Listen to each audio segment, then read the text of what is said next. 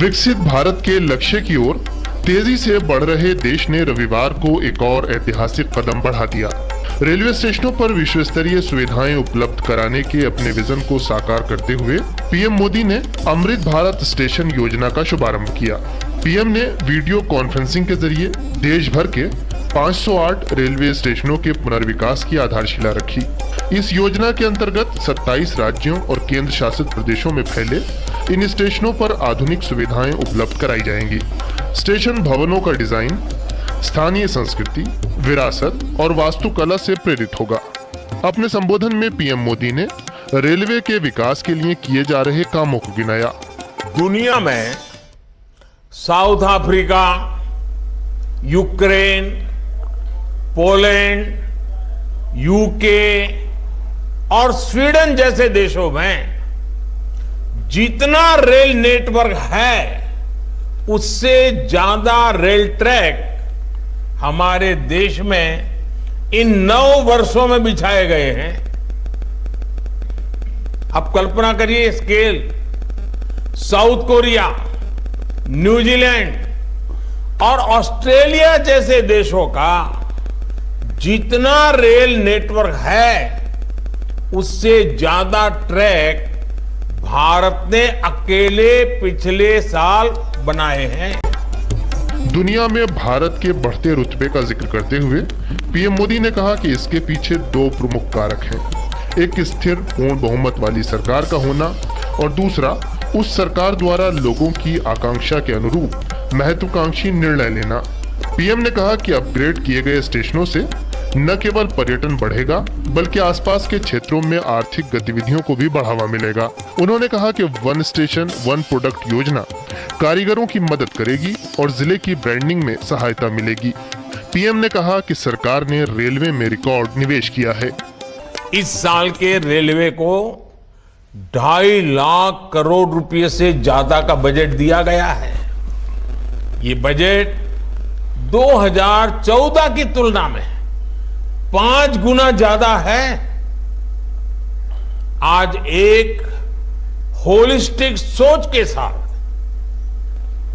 Railway के समग्र विकास के लिए काम हो रहा है।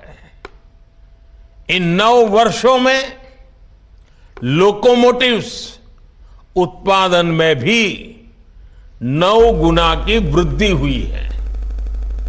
आज देश में पहले की अपेक्षा 13 गुना ज्यादा HLB कोच बन रहे हैं। पूर्वोत्तर में रेलवे के विस्तार के बारे में प्रधानमंत्री ने कहा कि लाइनों के दोहरीकरण, गेज परिवर्तन, विद्युतीकरण और नए मार्गों पर तेजी से काम चल रहा है। पीएम ने कहा कि शीघ्र ही पूर्वोत्तर के सभी राज्यों की राजधानियां रेलवे नेटवर्क से जुड़ जाएंगी। विपक्ष की नकारात्मक राजनीति पर वार करते हुए पीएम ने कहा कि इसका एक धड़ा न काम करेंगे न करने देंगे के रवैये पर अड़ा हुआ है, जबकि केंद्र सरकार सबके कल्याण के लिए काम करने में लगी हुई है। विपक्ष के इस धड़े ने संसद की नई इमारत का भी विरोध किया। हमने कर्तव्य पथ का विकास किया तो उसका भी विरोध किया गया। इन लोगों ने 70 साल तक देश के वीर शहीदों के लिए वॉर मेमोरियल तक नहीं बनाया। जब हमने नेशनल वॉर मेमोरियल बनाया, उसका निर्माण किया, तो इसकी भी सरेआम आलोचना करते उनको शर्म नहीं आई। सरदार वल्लभ भाई पटेल का स्टैच्यू ऑफ यूनिटी आज दुनिया की सबसे बड़ी मूर्ति है। हर हिंदुस्तानी को गर्व होता है। और कुछ राजनीतिक दल चुनाव के समय तो सरदार साहब को याद कर लेते हैं, लेकिन आज तक इनका एक भी बड़ा नेता स्टैच्यू ऑफ यूनिटी में जाकर के सरदार साहब की इस भव्य प्रतिमा के न दर्शन किए न उन्हें नमन किया है।